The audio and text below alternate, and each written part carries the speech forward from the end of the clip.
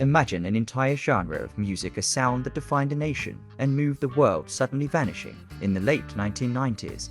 This wasn't a nightmare. It was the reality for reggae and dancehall. The sun was setting on the era of Bob Marley, and the music industry was moving on. Pop was king.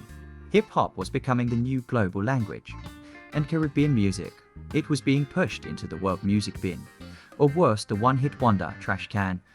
Labels were cutting TIs. Artists were being sent back to Jamaica with nothing but broken dreams. But in the middle of this silence, a single song emerged. It was a song about a man caught red-handed in a situation he couldn't explain. A song that even the singer's own record label called garbage. Today, we're going behind the scenes of Shaggy's greatest secret. How a song that was never supposed to be released became the savior of a multi-billion-dollar industry. This is the story of It Wasn't Me.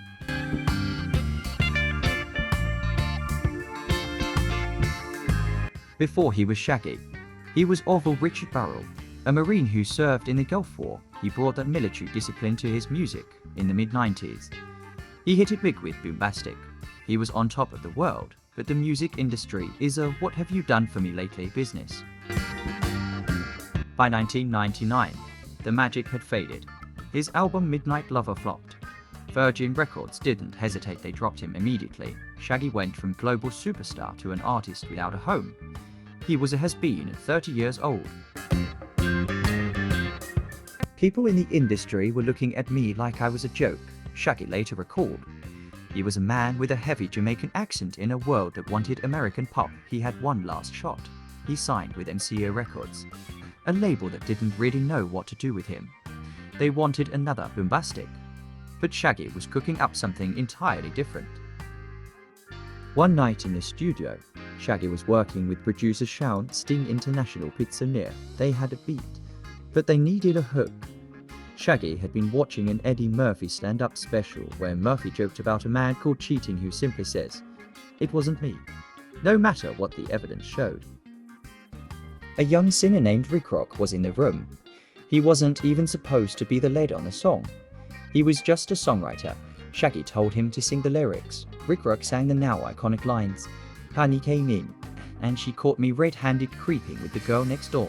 It was funny, it was catchy, it was pure dancehall. Shaggy felt it. The producers felt it. But when they took the finished album, Hot Shot, to the executives at MCA Records, the room went cold.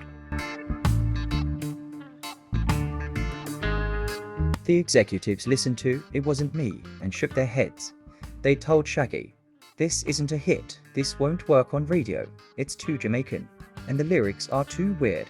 They refused to release it as a single. In fact, they didn't want to promote the album at all.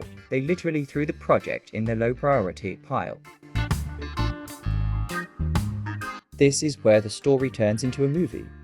The album was released in 2000 with zero marketing. It was sitting on shelves gathering dust. But thousands of miles away, in a small radio station in Hawaii, a DJ named Pablo Sato found a copy. He played It Wasn't Me once. Then the phone started ringing. He played it again. The lines were jammed. People weren't just asking for the song. They were obsessed.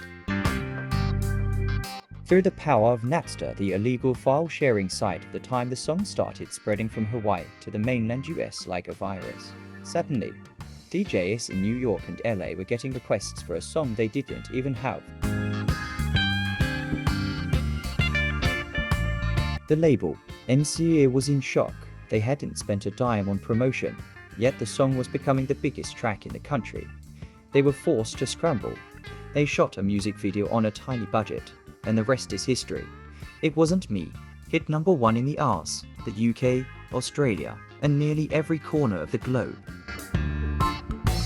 You might think this is just a success story for Shaggy, but it was much bigger than that. Before It Wasn't Me, record labels thought reggae was a niche market that couldn't sell millions. Shaggy proved them wrong by selling over 10 million copies of Hot Shot. Because of Shaggy's numbers, labels went on a signing spree in Jamaica. This paved the way for Sean Paul's Dirty Rock era. It gave the green light for labels to invest in Caribbean sounds.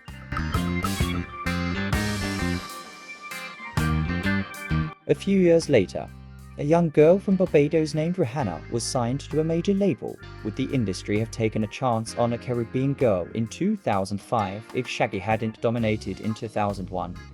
Many experts say no, Shaggy didn't just make a hit. He rebuilt the bridge between the islands and the global charts. He transformed dancehall from underground music into a pop powerhouse.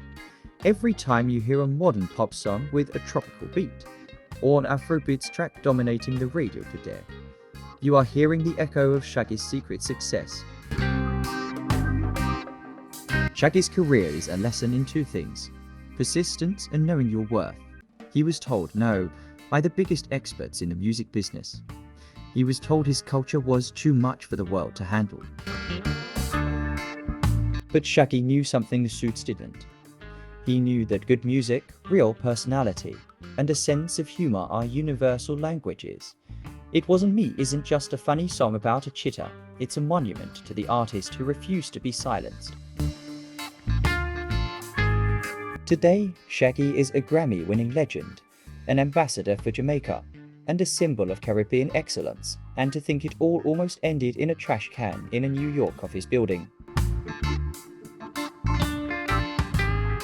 So, the next time you're told your idea won't work, or that your sound isn't what the market wants, remember Shaggy, sometimes the world doesn't know what it needs until you give it to them.